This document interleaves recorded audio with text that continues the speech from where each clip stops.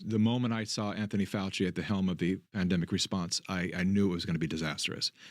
And the reason is I knew his history. He killed my brother with a drug called AZT.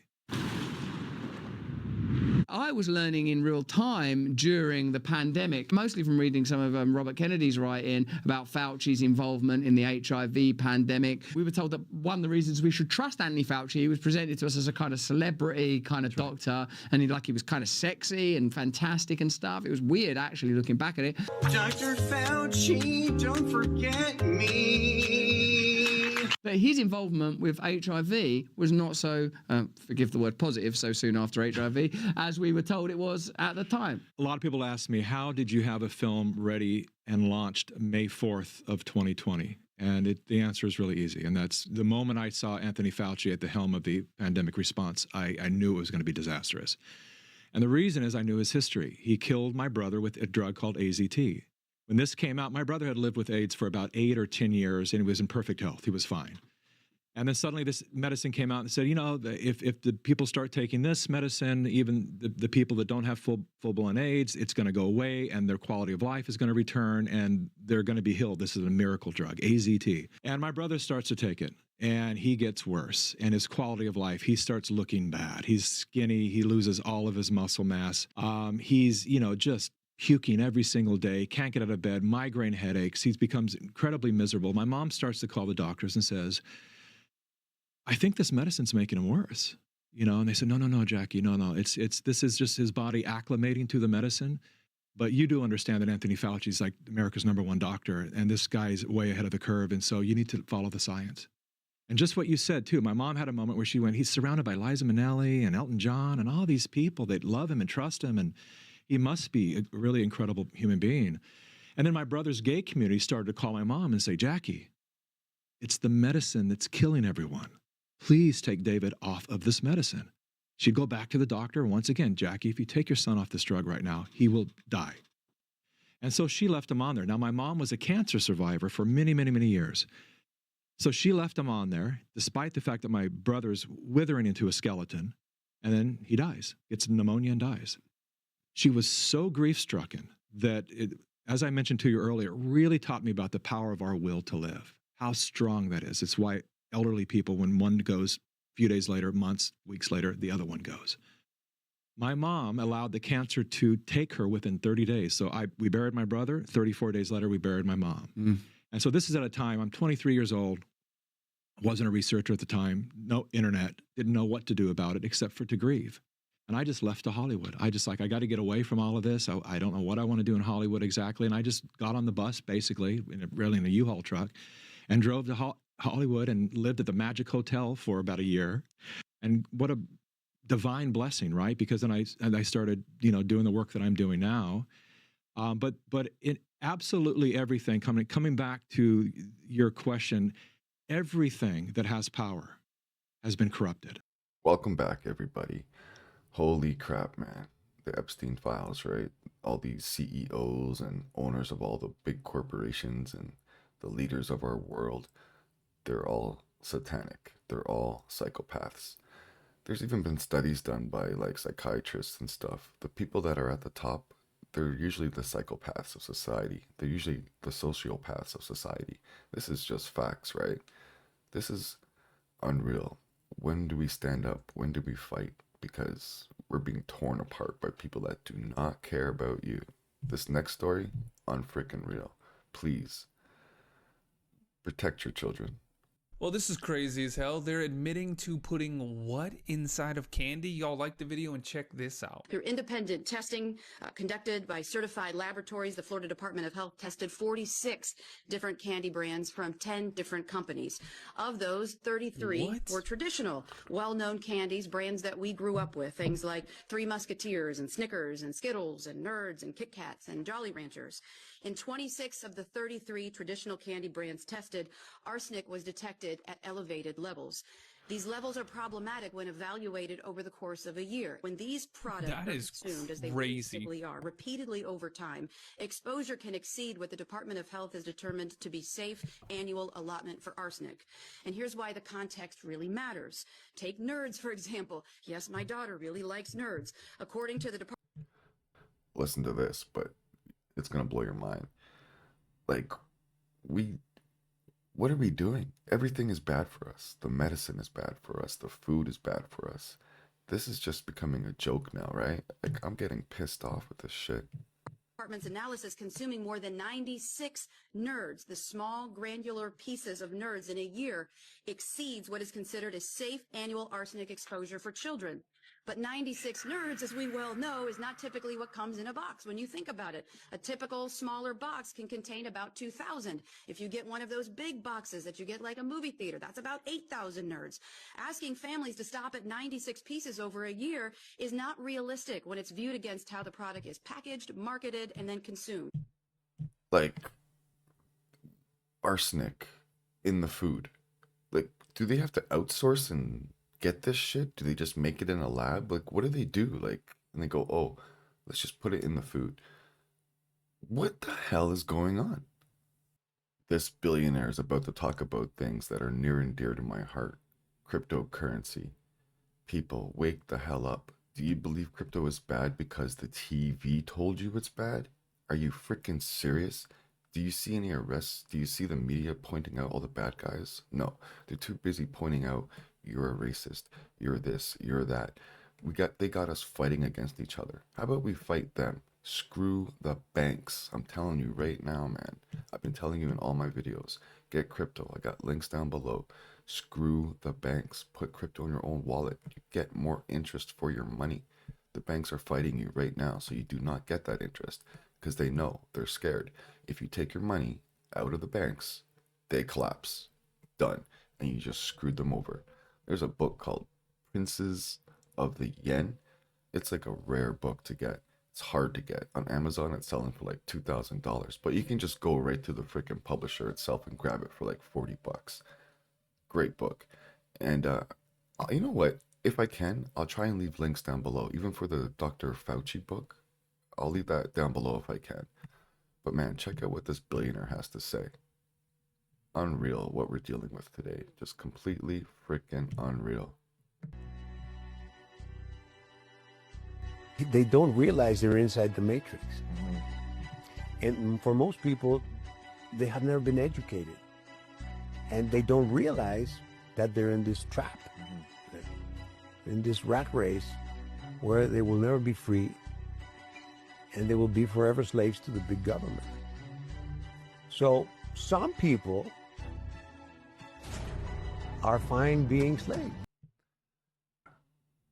I put a video out the other day of a woman taking a video of her child's first time walking, and it's in their house, and the house is a pigsty. A freaking pigsty. I'd be embarrassed to put that video anywhere, even show my family. People are uneducated. They're slobs, they're disgusting, they're just ignorant to the fact of their ignorance, right? They don't mind it, unfortunately.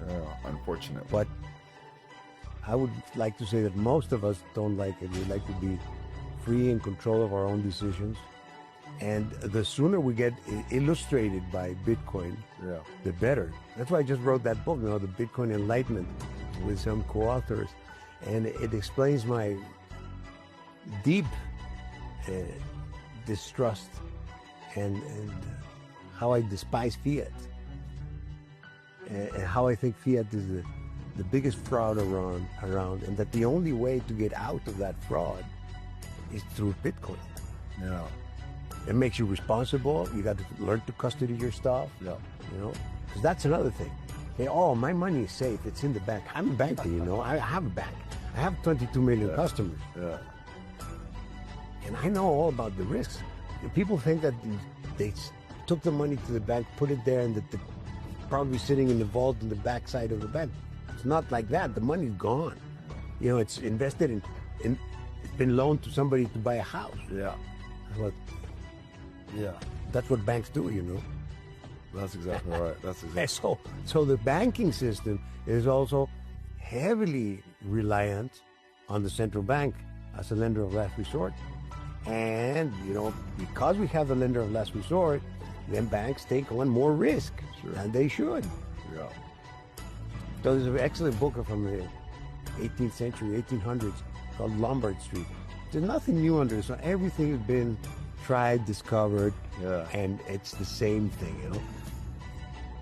If you extend credit without corresponding savings, if you mismatch investment horizon with the deposit horizon, there's going to be a problem.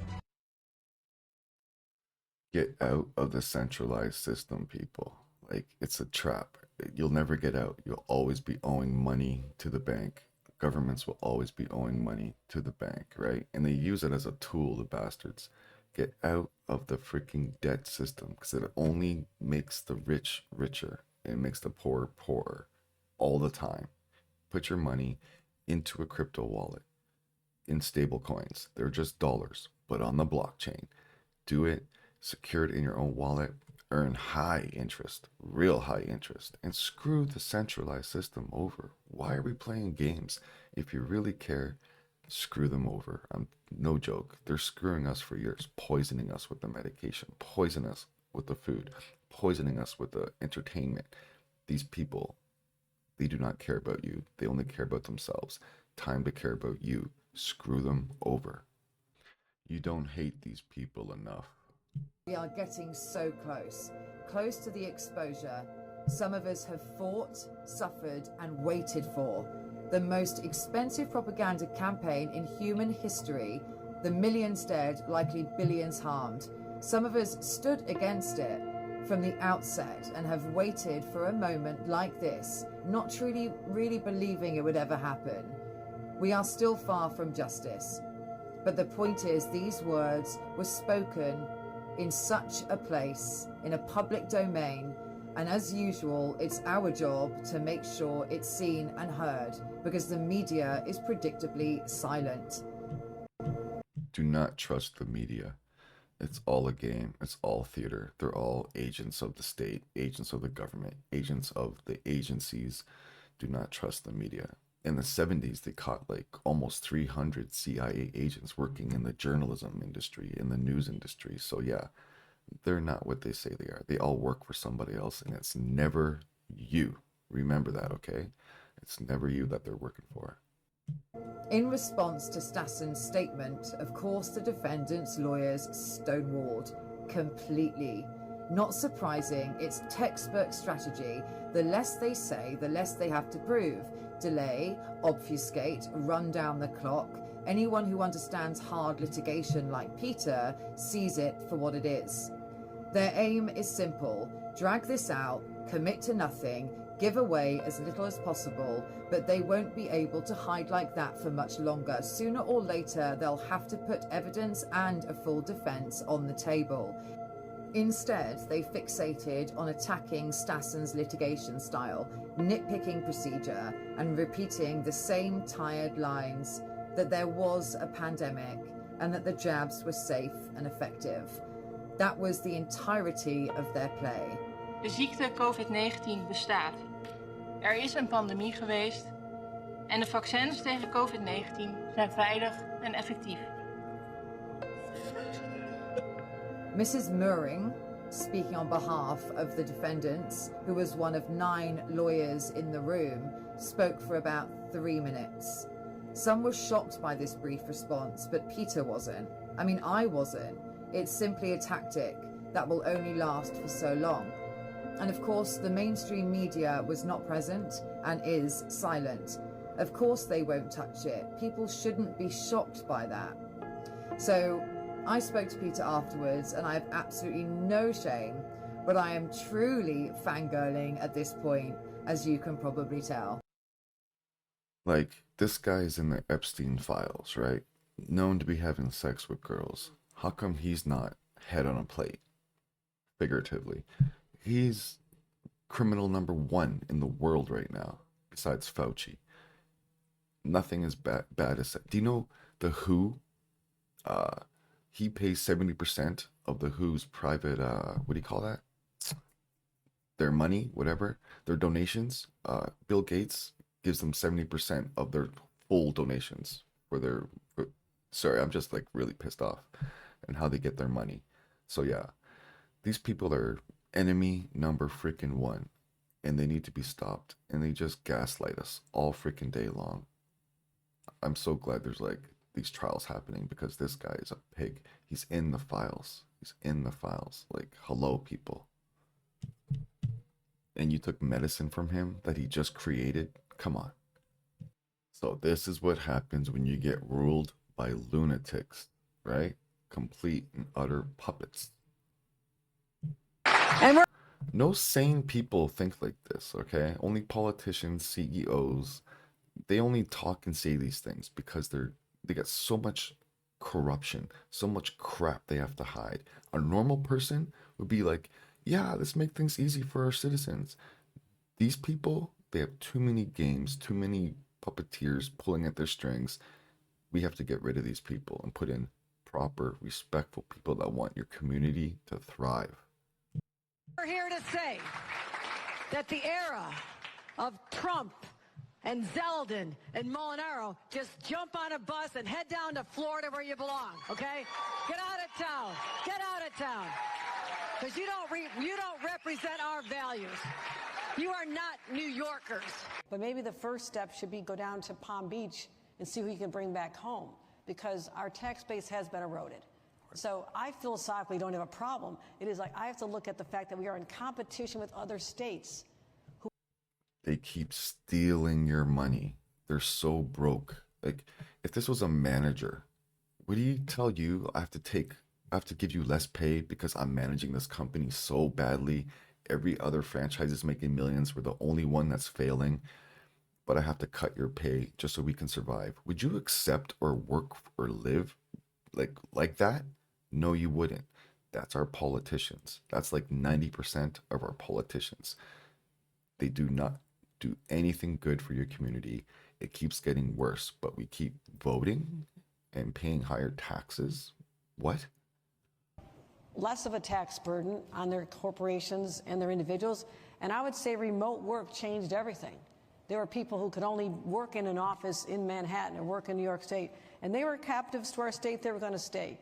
We saw that that's not the case. I mean, captives. You know, Wall Street businesses looking at Texas, they're not going. Did she say captives?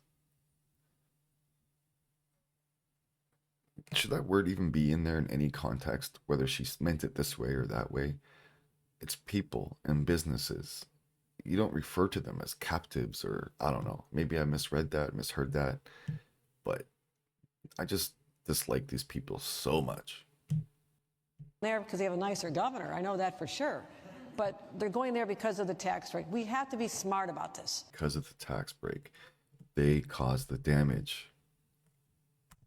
You're going to keep these same people in power that keep doing this to you over and over, pissing on your leg and telling you, no, it's just raining? You're crazy? No, man. Come on, people. Stand up. All right, I'll leave you with this. Make sure you get the crypto. Make sure you get your personal wallet, because this video should show you they are not on our side. The police to serve and protect, right?